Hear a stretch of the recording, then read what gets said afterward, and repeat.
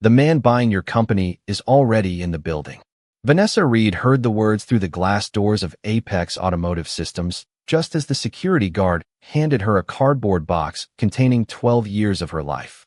Her framed MBA diploma, a silver pen from her first promotion, 2 photographs she had kept face down in her desk drawer for reasons she had never explained to me.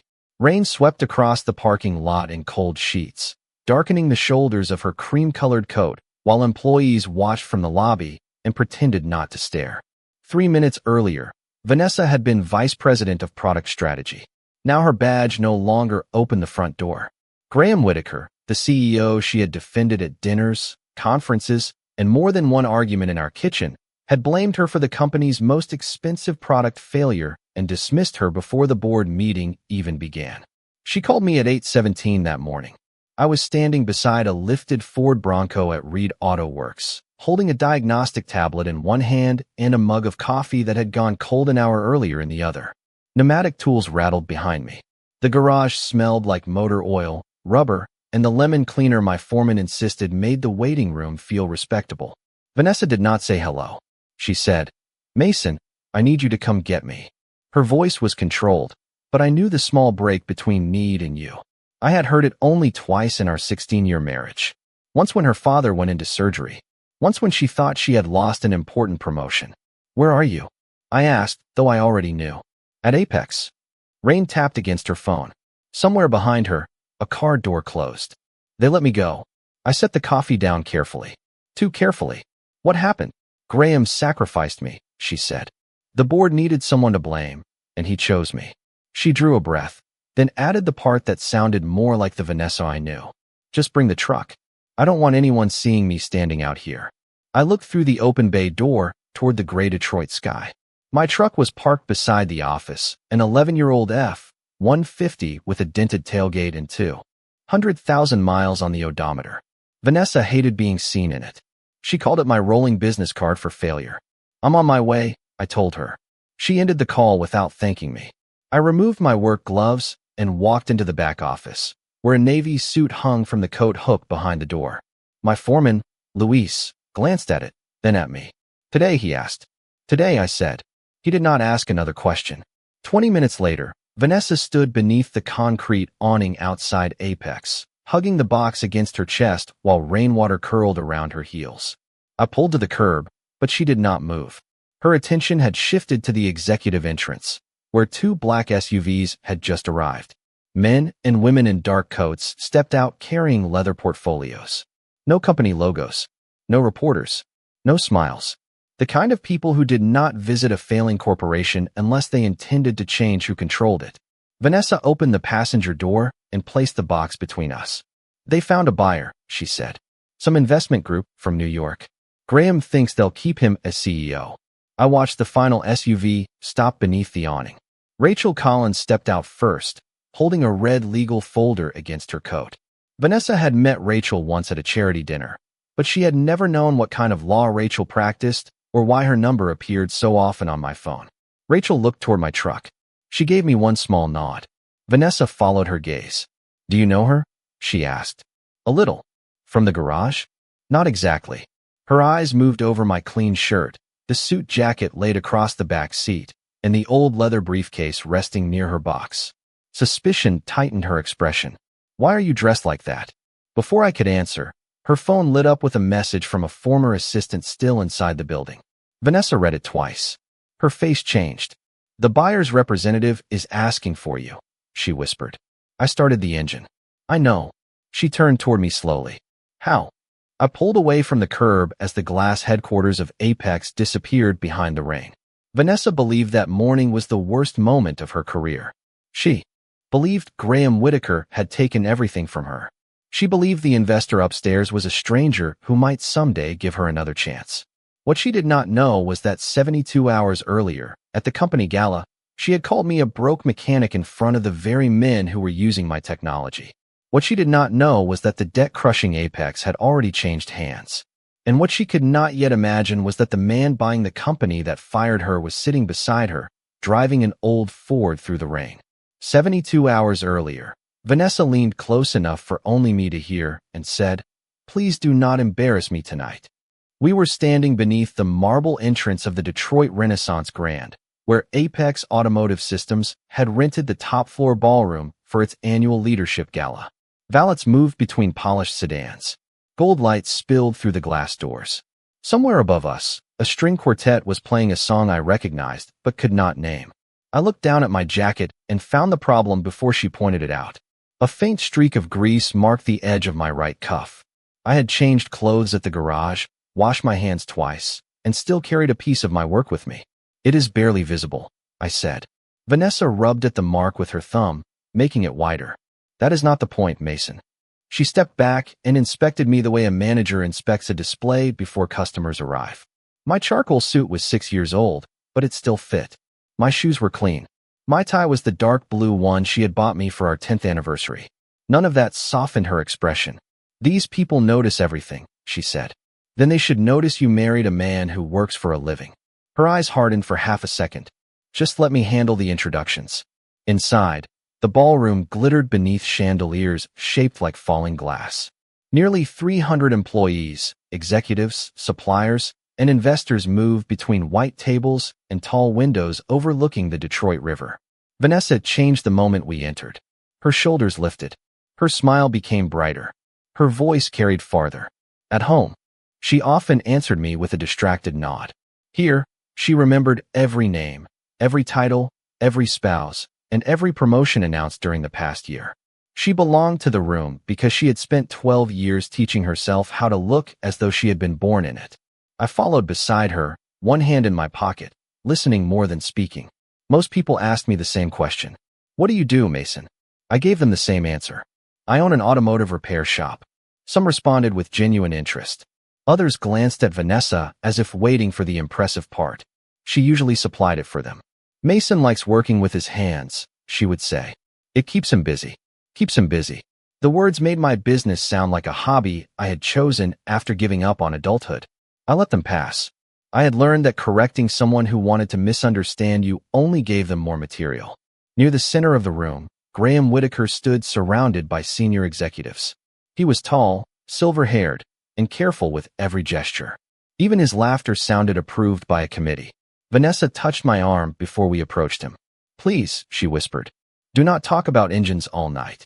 Graham greeted her warmly, then looked at me with the polite uncertainty people reserve for someone whose name they have forgotten. And you must be Mark. Mason, I said. Of course. Vanessa's husband. He shook my hand, noticed the faint discoloration beneath my fingernails, and smiled. Still turning wrenches? Every day. One of the men beside him, a regional director named Preston Hale, lifted his glass. I respect that. Hard to find a decent mechanic who does not charge like a surgeon. A few people laughed. I smiled with them. Then Preston asked Vanessa whether she ever worried that her career had outgrown her home life. The question was rude enough that a decent spouse would have ended it. Vanessa laughed instead.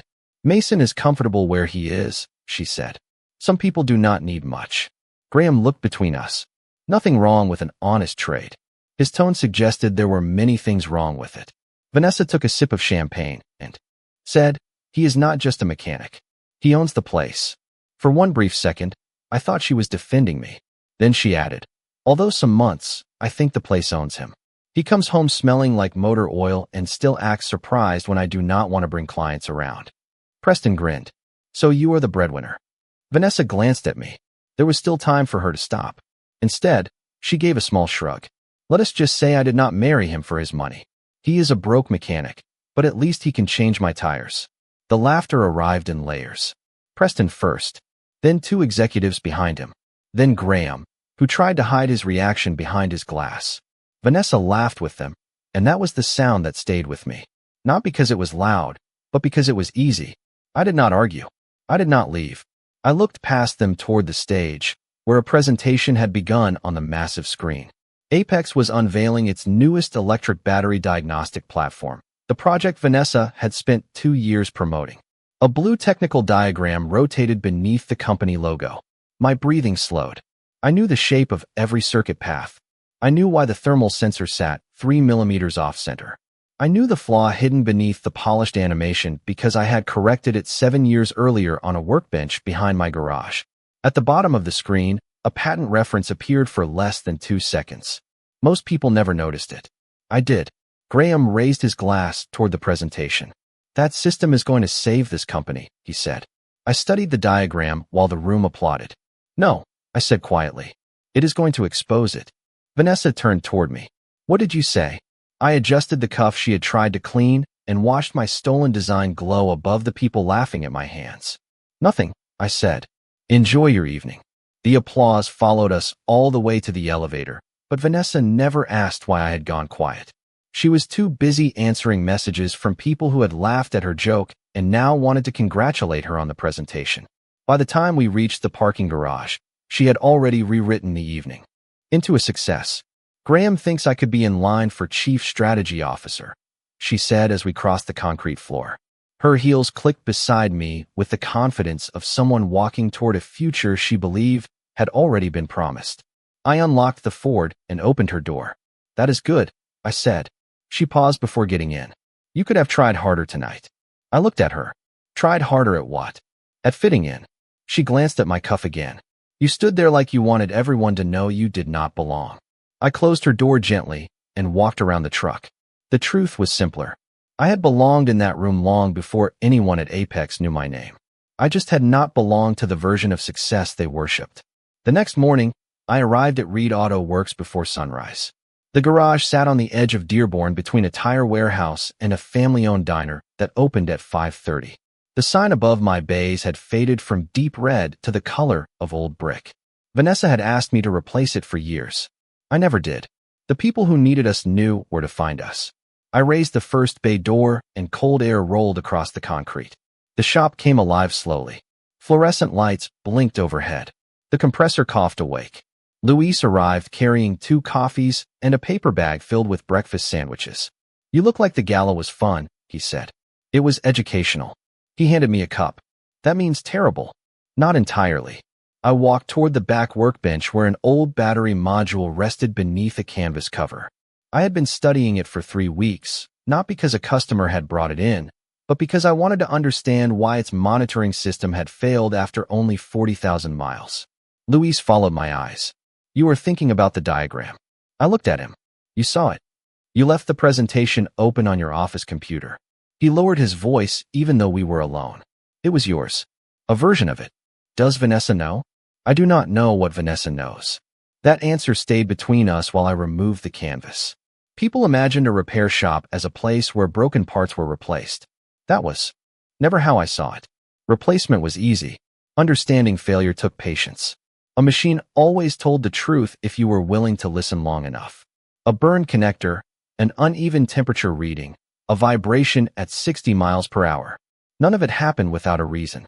People were more complicated, but not as different as they liked to believe. They had warning signs too. They changed routines. They avoided simple questions. They laughed a little too quickly when someone else made them feel important.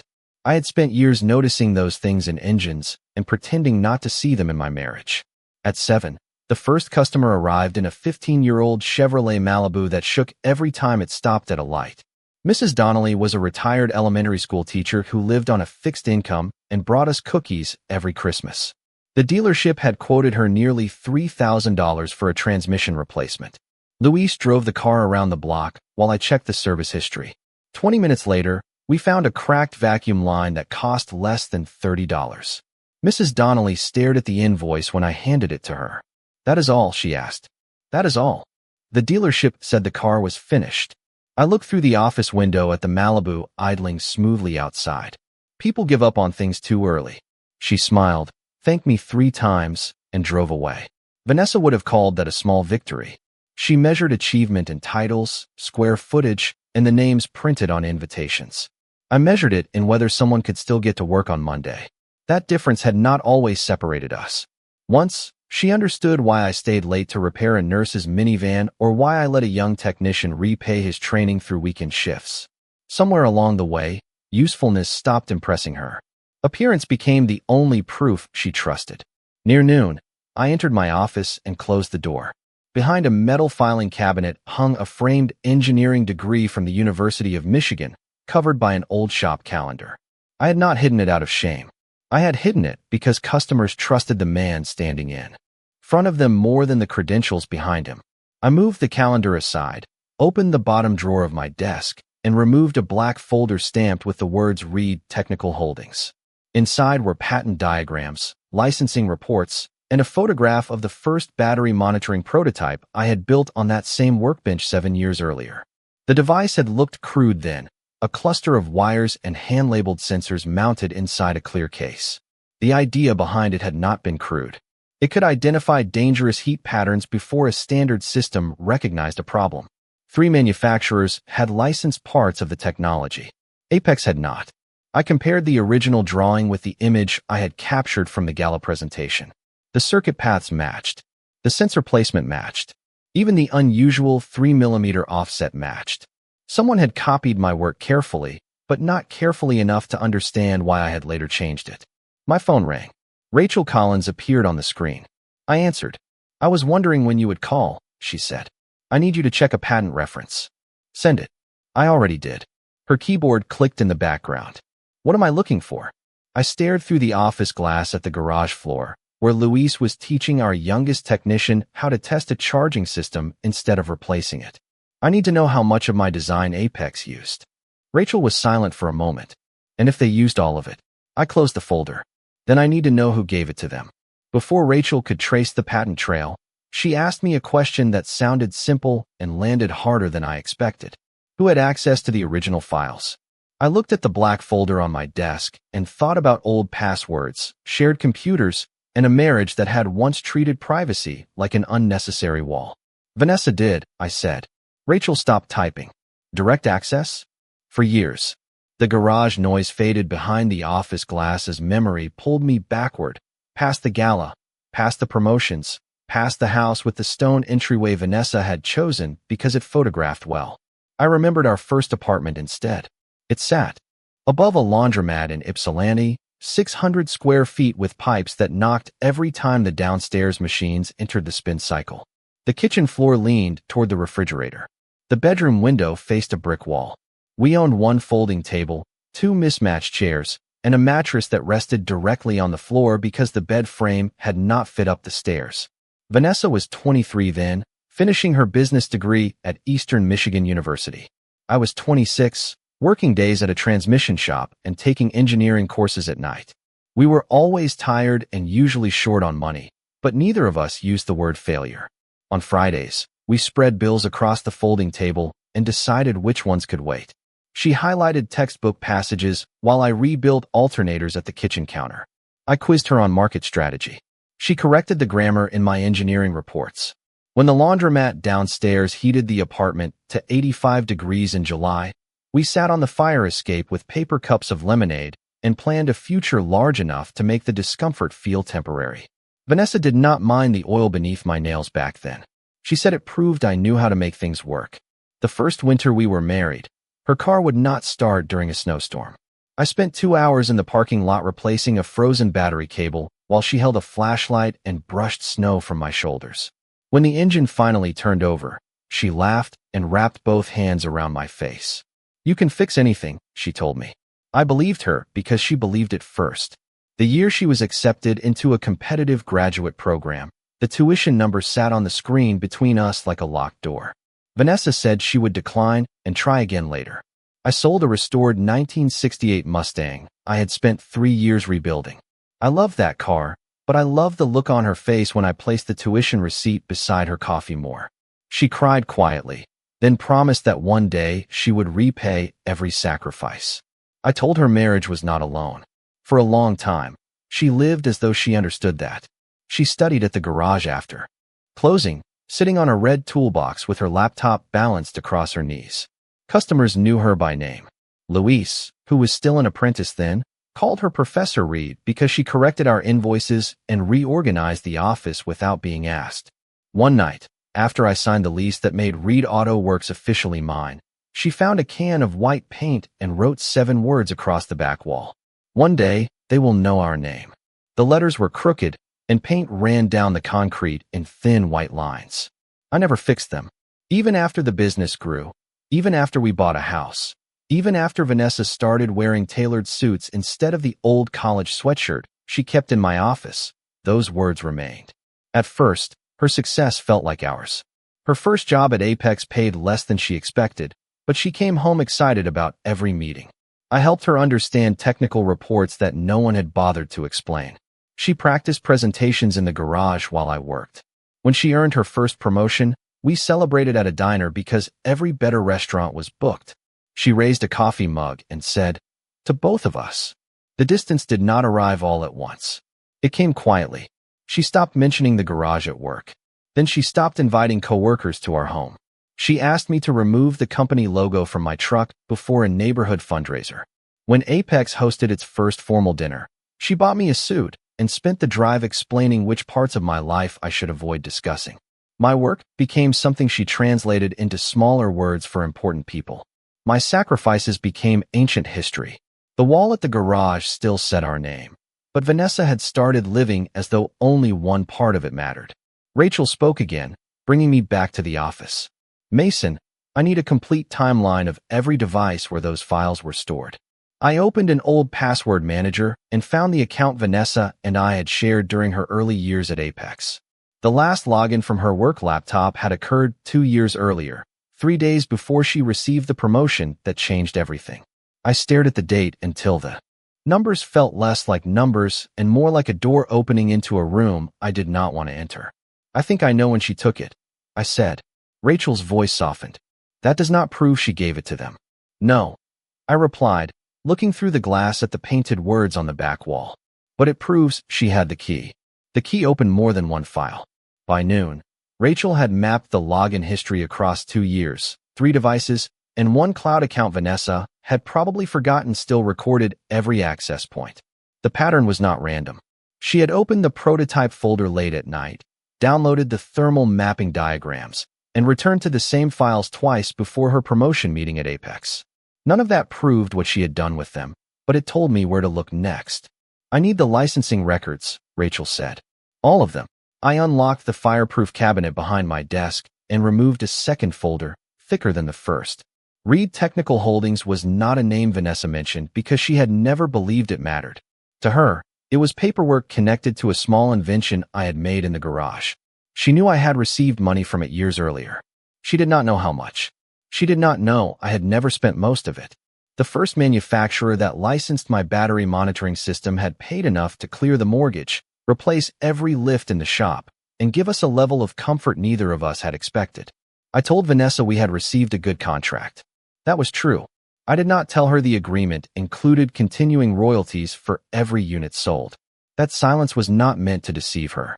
At the time, her career was rising quickly, and she had started measuring people by what they could display. I wanted one part of our life to remain free from expensive cars, larger houses, and conversations about which families belonged to which clubs. So I placed the income inside Reed Technical Holdings and used it to build quietly. We purchased the building that housed the garage, then the tire warehouse next door, then 3 failing repair shops in Flint, Lansing, and Toledo. I kept the original names above their doors because customers trusted them. We modernized equipment, raised wages, and created apprenticeships for young technicians who could not afford trade school. The money did not sit in a vault. It moved through people, tools, and places that still had value if someone was willing to see it. Every quarter, Rachel sent me reports. Every year, Vanessa signed our joint tax documents without reading the attached schedules. She was too busy, she said. I stopped explaining because she stopped asking. By the time Apex presented my design as its own, Reed Technical Holdings controlled 7 shops, 2 parts distribution contracts, and a research company registered in Delaware. It also held my patents. Not my marriage, not my house, not my truck. The patents. That distinction mattered now. Rachel scanned the latest licensing statement and let out a slow breath. "You have enough leverage to shut down their product launch."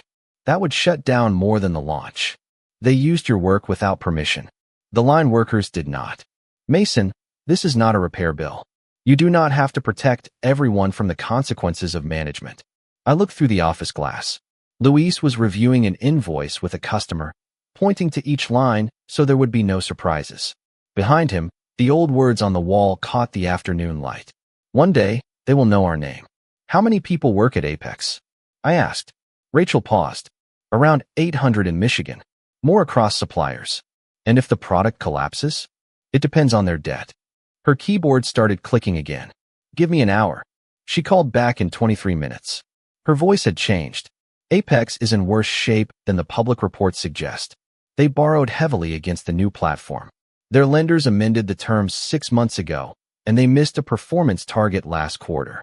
Can the debt be purchased? Possibly. Not directly from the bank without a reason. Patent exposure is a reason. Rachel went quiet. She knew where my mind had gone before I said it. Apex did not need another lawsuit. It needed control, discipline, and someone willing to separate the workers from the people who had gambled with their jobs. A patent claim could force the company to the table. The licensing income and our industrial partners could provide capital. The debt could provide access. I was not planning revenge. Revenge is loud. It wants witnesses. What I saw was a failing machine with valuable parts and careless hands at the controls. Find out who holds the senior debt, I said, and contact the pension group we worked with in Toledo. You are thinking about an acquisition. I am thinking about options. Does Vanessa know Reed has that kind of reach? I looked at the framed photograph on my desk. It had been taken 10 years earlier at the garage reopening. Vanessa stood beside me in jeans and an old red sweatshirt, one hand covered in white paint from touching the wall before it dried. Her smile in that picture was unguarded. I barely remembered the last time I had seen it. No, I said. She thinks the garage is all I have. Rachel closed a file on her end. Then before this is over, she may learn the difference between what a man owns and what a man chooses to show. After the call, I returned the folders to the cabinet and locked it. My phone displayed a message from Vanessa. She would be home late. Graham had scheduled an emergency strategy session about the new platform, and she needed to prove she was ready for the next promotion. Beneath her message was an image Rachel had just sent me, a corporate filing from Apex listing the internal source of the battery design. The name was not mine. It was Vanessa Reed. Vanessa came home at 11:42 that night, carrying the kind of exhausted confidence that usually followed a meeting where someone had praised her in public. I was sitting at the kitchen table with the lights low and the corporate filing open on my laptop. The house was quiet except for the refrigerator motor and the rain ticking against the windows. She set her purse on the counter, removed her coat, and looked at me as though my presence was another item waiting to be handled. You are still awake. I wanted to hear how the strategy session went. She opened the refrigerator and studied its contents without taking anything out. Long. Graham is under pressure, but he trusts me to steady the launch. That must feel good. It feels earned. The word rested between us. Earned. I turned the laptop slightly, not enough for her to see the screen. What exactly did you contribute to the platform? Her shoulders became still. It lasted less than a second, but I saw it. Machines gave warnings through heat and sound. People gave them through silence. Why are you asking? I watched the presentation carefully. She closed the refrigerator. You watched an animation. That does not make you part of the project. I recognized the design. Her expression changed from caution to irritation. Mason, do not do this tonight. Do what? Take something from my career and make it about your garage. I folded my hands on the table. The thermal mapping sequence came from a prototype I built 7 years ago. She looked toward the hallway, then back at me. A lot of systems use similar concepts. Not that sensor offset. You do not know what you saw. I know every line of that design.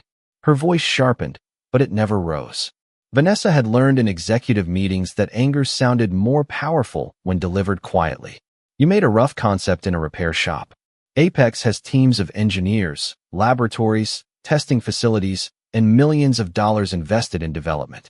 Even if something looked familiar, that does not mean they took it from you. The internal filing lists you as the source. The color left her face so gradually that someone who did not know her might have missed it. She pulled out the chair across from me, but did not sit. Where did you get that? Does it matter? Yes, it matters. Those records are confidential. So the record is real. She looked at the laptop now, calculating distance, angle, and what I might already know. I brought Graham an early concept, she said. That is all. From where? From files we both had access to. My files. Our files, she replied. We were married. We shared everything. I let the word settle. Sharing is not the same as taking. She finally sat down. Her hands rested flat on the table, perfectly composed. You were not using it. I licensed parts of it. You were tinkering. You always tinker. You build things, improve them, put them in folders, and move on to the next problem. I saw potential you were ignoring. So you gave it to Graham. I showed him a concept. Did you tell him I created it? She looked past me toward the dark window. I told him it came from outside research. That is not what the filing says. Her jaw tightened. He changed the language later. But you accepted the promotion. That landed. Not loudly. Not dramatically. It simply removed the last place where she could hide. She had brought the design to Graham 3 days before the promotion meeting.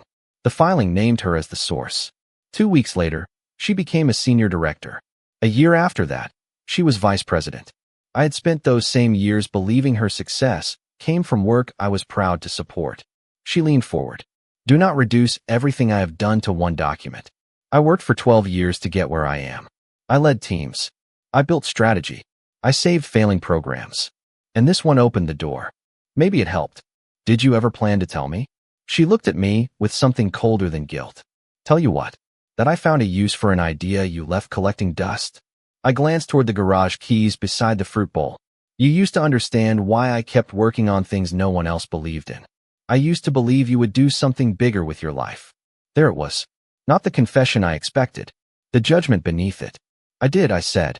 You just stopped looking. She stood and gathered her coat. I cannot have this conversation while you are feeling threatened by my career. This is not about your career. Of course it is. You saw that room tonight. You saw people respect me, and now you need to prove I only got there because of you. I closed the laptop. No, Vanessa. I need to know whether you handed my work to a man who is now claiming it as his own. She turned toward the staircase. You should be careful, Mason. Accusing Apex without proof could damage more than your pride. I watched her climb the stairs, each step measured, each word still hanging in the kitchen. She believed the company was too large to challenge. She believed my silence meant weakness. What she did not know was that Rachel had already confirmed the original file signature embedded inside Apex's application. My name was not visible on the presentation, but it was buried in the code beneath it, waiting for someone to look closely enough. By 6:15 the next morning, Apex had a problem it could no longer hide. The first warning reached Vanessa while she was still upstairs getting dressed. Her phone began ringing before the coffee finished brewing, and the name on the screen made her close the bedroom door before answering. I stood in the kitchen and listened to the shape of the conversation through the ceiling. Her voice stayed low at first. Then the floorboards creaked above me as she started pacing. 10 minutes later, she came downstairs wearing the same navy suit she had prepared for a board presentation, but the confidence from the night before was gone. I have to leave, she said. What happened? A testing issue. She reached for her keys, missed them, then picked them up with both hands. Nothing serious. Her phone rang again. She looked at the screen and declined the call. That does not look like nothing. It is work, Mason. Please do not turn this into another interrogation. She left without touching the coffee. At 7:40, Rachel called while I was opening the garage. Apex suspended field testing, she said. 3 vehicles reported abnormal heat readings during overnight validation. I lowered the first bay door halfway so the wind would not carry her words across the shop. Any injuries? No. The safety systems shut the vehicles down.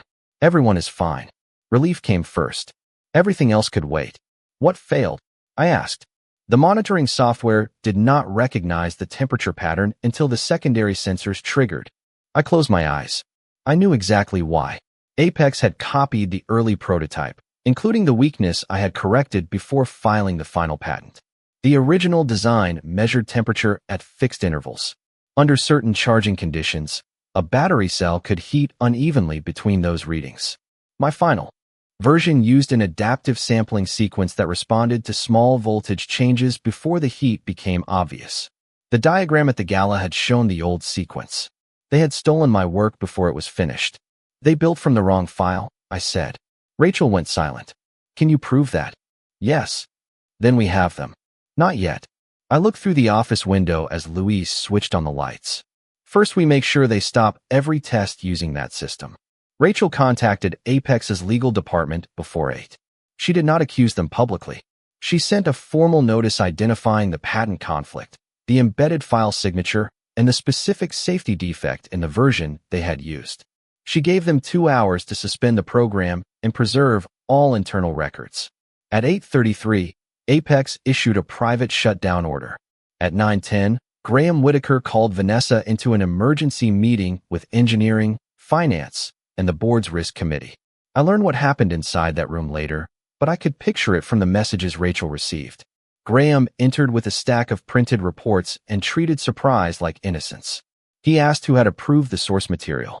He asked why the system had not completed independent validation. He asked why management had been told the design was proprietary. Every question pointed toward Vanessa. She reminded him that he had personally accelerated the launch. He reminded the room that her name appeared on the internal submission. When she mentioned the files had originated outside Apex, Graham asked whether she had disclosed that fact in writing. She had not. By noon, the company's lenders knew testing had stopped. A supplier delayed a shipment. 2 board members requested a review of the project budget. The future Vanessa had described as guaranteed began shrinking one email at a time.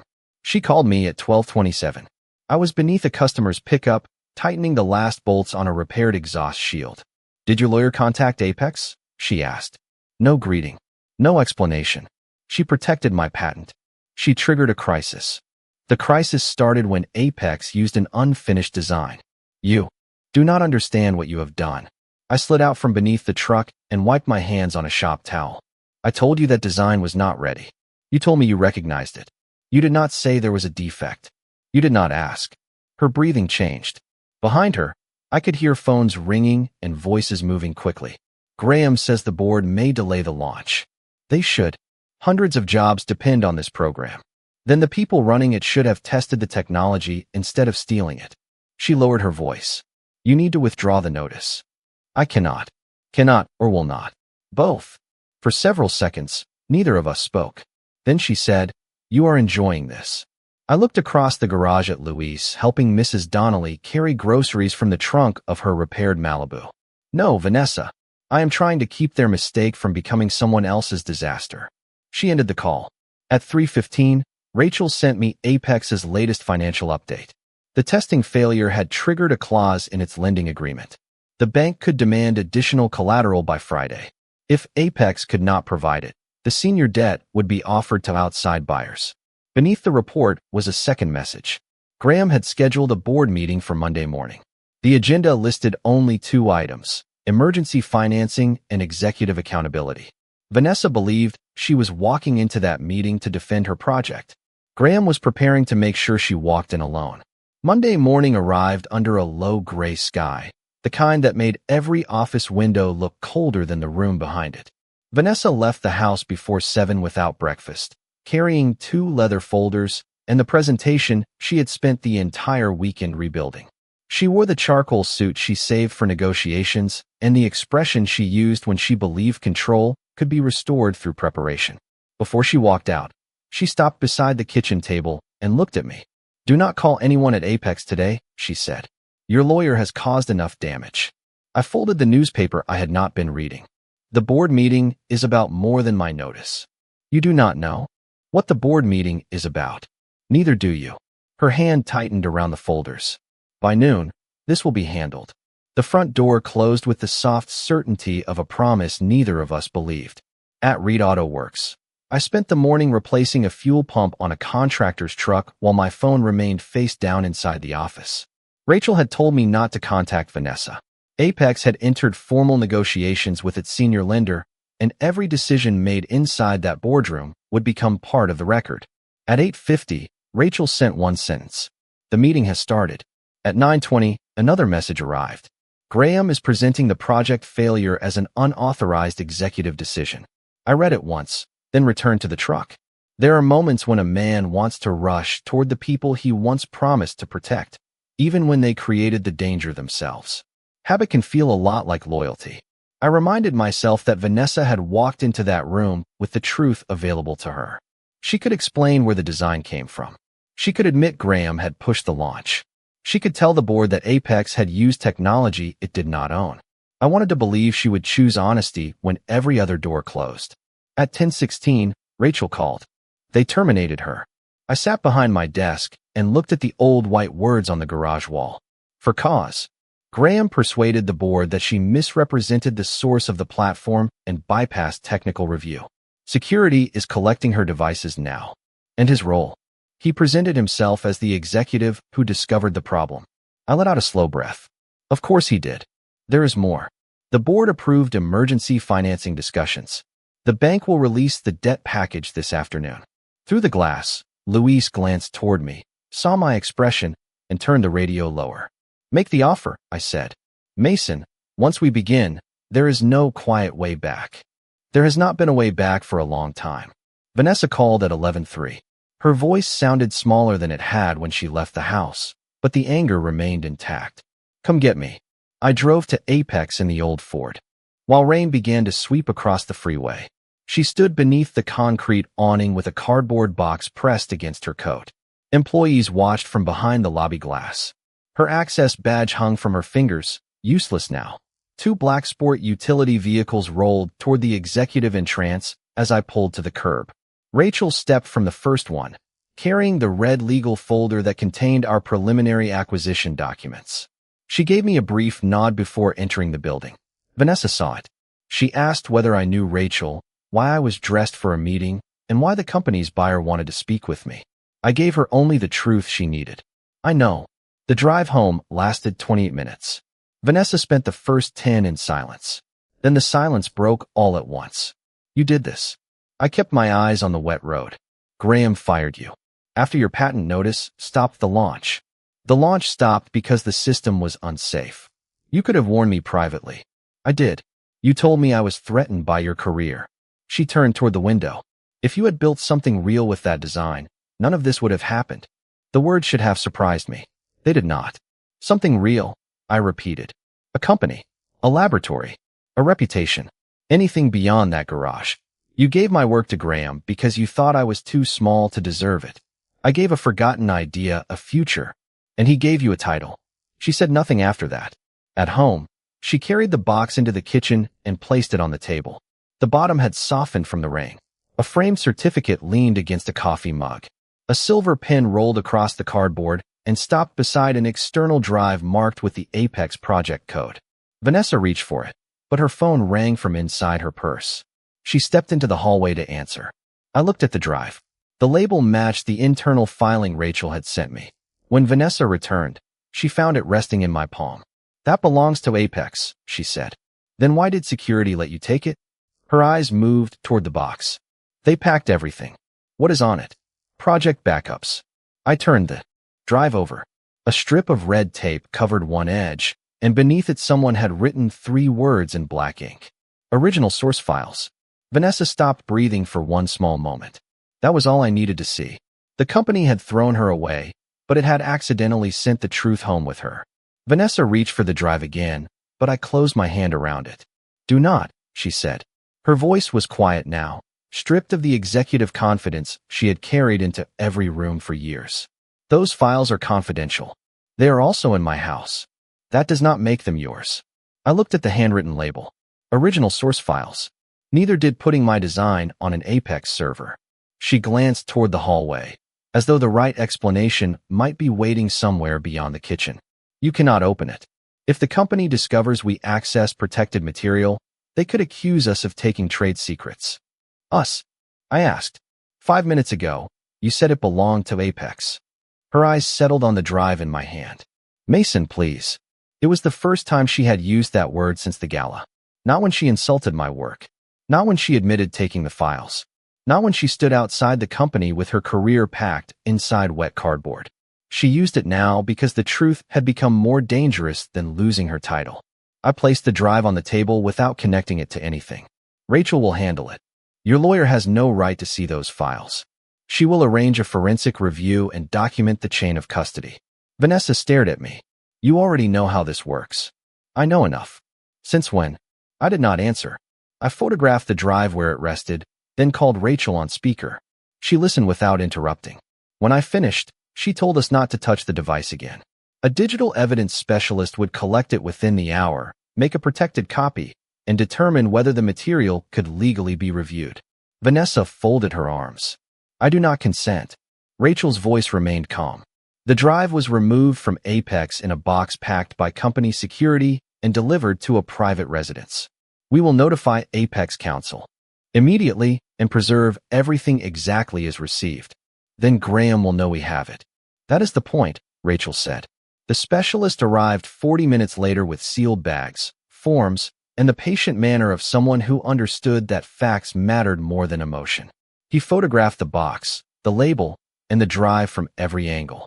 Vanessa refused to sign the acknowledgement. I signed only as the person who had received the property. By early evening, Apex's legal department authorized a supervised review because the device contained files connected to my patent claim. Rachel joined remotely. Vanessa sat at the opposite end of the kitchen table, watching the laptop as though it were a window into a house she had already left. The first folders were routine project records, budgets, schedules, testing reports. Then the specialist opened a directory dated 2 years earlier. Inside was the original prototype file I had created at Reed Auto Works. My name appeared in the metadata. The next file was a copy saved 3 days later under Vanessa's employee identification. She closed her eyes. No one spoke. A series of emails followed. Vanessa had sent the design to Graham with a message describing it as an outside concept she could bring into the company. Graham replied that origin details could be handled later if the idea proved valuable. Another email promised her visibility with senior leadership. 6 weeks after that exchange, the promotion process began. But the worst message came months later.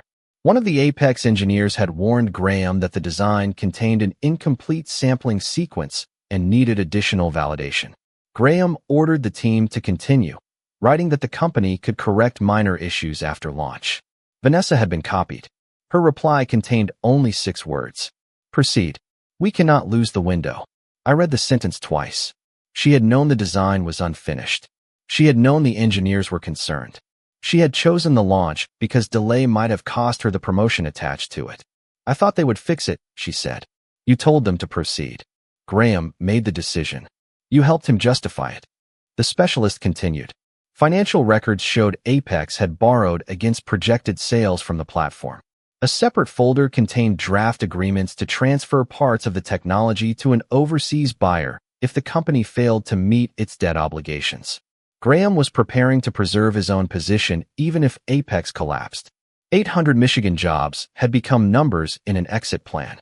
Rachel asked the specialist to stop the review and preserve the remaining files for formal discovery. The screen went dark. Vanessa looked smaller in its reflection. What happens now? She asked. Rachel answered first. Mason can file for an injunction, block the platform, and pursue damages. Vanessa looked at me. That would destroy Apex. It might, Rachel said. The kitchen fell silent. Outside, rainwater moved along the curb in silver lines. I thought about the technicians, suppliers, drivers, and families who had never seen my name, never taken my work, and never laughed in that ballroom. Shutting the company down would punish Graham. It would also punish everyone he had used as cover. There is another option, I said. Rachel understood immediately. The debt package. Vanessa looked between us.